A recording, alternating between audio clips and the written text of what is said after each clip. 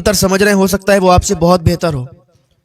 تو جس سے بھی ملاقات کرو تو اپنے آپ کو بہت بڑا بنا کے مت پیش کرو، بلکہ اپنے آپ کو بہت چھوٹا بنا کے اس کے سامنے پیش کرو، تو اسے بھی اچھا لگے گا.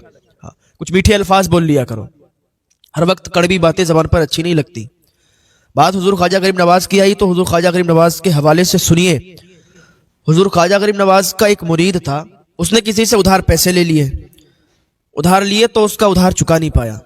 تو ایک دن حضور خواجہ غریب نواز کے پاس وہ مرید بیٹھا ہوا تھا. تمام مرید تھے حضور خواجہ غریب نواز کے، سارے لوگ بیٹھے تھے، ایک بھیڑ تھی، ایک مجمع تھا. وہی شخص آ گیا کہ جس کے ادھار پیسے دینے تھے. اس نے کہا بھائی ہمارے پیسے دے دو، آپ پر جو ادھار ہیں ہم نے دیے تھے جو. تو خواجہ غریب نواز رضی اللہ تعالیٰ عنہ کے مرید نے کہا کہ مجھے تھوڑی مہلت دے دو، میرے پاس ابھی ہے نہیں لیکن میں انشاءاللہ چکا دوں گا، میں دے دوں گا.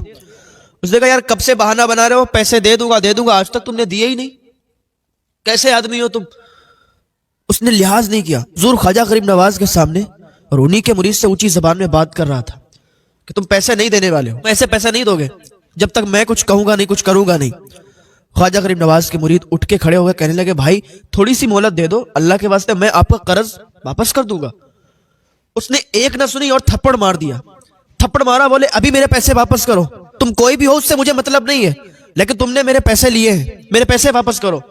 خواجہ غریب نواز کے سامنے خواجہ غریب نواز کے مرید کو ایک عام انسان نے تھپڑ مار دیا اور کہا میرے پیسے واپس کرو. حضور خواجہ غریب نواز نے ایک چادر بچھا دی.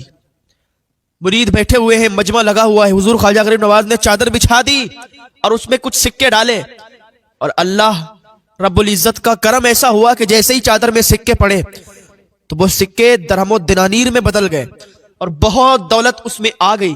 اس چادر میں بہت دولت سما گئی. حضور خواجہ غریب نواز نے فرمایا او انسان جتنے پیسے تیرے ان پہ آ رہے ہیں اتنے اٹھا لے اور چلا جا یہاں سے.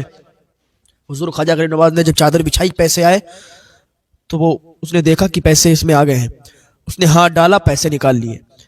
جتنے پیسے بنے تھے اس سے زیادہ اس نے اٹھائے اور چلا گیا. لیکن یہ جو حضور خواجہ غریب نواز کے مرید تھے، انہیں بڑا چوٹ لگی، بڑا درد ہوا کہ یار اتنے لوگوں کے بیچ میں میری انسلٹ کر کے چلا گیا، مجھے تھپڑ مار کے مجھے ذلیل کر کے چلا گیا. لیکن اللہ والوں کے ساتھ جو دشمنی لیتا ہے نا تو اللہ خود اس کا بدلہ لیا کرتا ہے. وہ خود کچھ کہیں بھی یا نہ کہیں لیکن اللہ اس کا بدلہ لیا کرتا ہے.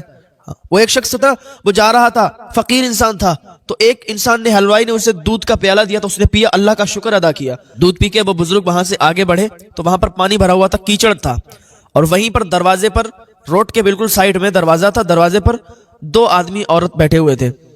وہ ایک دوسرے سے محبت کرتے تھے، وہ اس کا عاشق تھا، اس کے ساتھ بیٹھی ہوئی تھی عورت. تو ان کی چپل سے کیچڑ چھوٹ کے اس پر گر گیا، اس پر لگ گیا. تو اس آدمی نے بہت تیزی کے ساتھ تھپڑ مارا اور کہا کہ تو نے میری معشوقہ کے کپڑے گندے کر دیے، تجھے معلوم نہیں ہے اتنے اچھے کپڑے ہیں، تو فقیر آدمی ایسے ہی جا رہا ہے. اس نے کہا کچھ نہیں یا اللہ تیرا شکر ہے، کہیں دودھ پلاتا ہے تو کہیں تھپڑ کھلاتا ہے.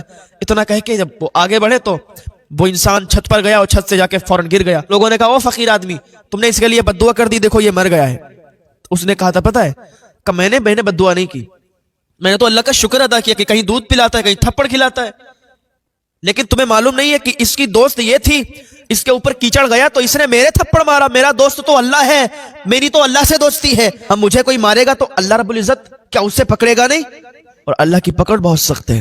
اللہ کے بندوں کو جب کوئی تکلیف پہنچاتا ہے تو اللہ تعالیٰ خود اس کا بدلہ لیا کرتا ہے. بندہ بولے یا نہ بولے، بندہ بدلہ لے یا نہ لے، جو اللہ کی محبت میں سرشار ہو کر دنیا کو بھلا دیتا ہے پھر اللہ اس سے محبت کرنے لگتا ہے. پھر اسے کوئی تکلیف بھی ہوا کرتی ہے تو اللہ اس کا بدلہ لیا کرتا ہے.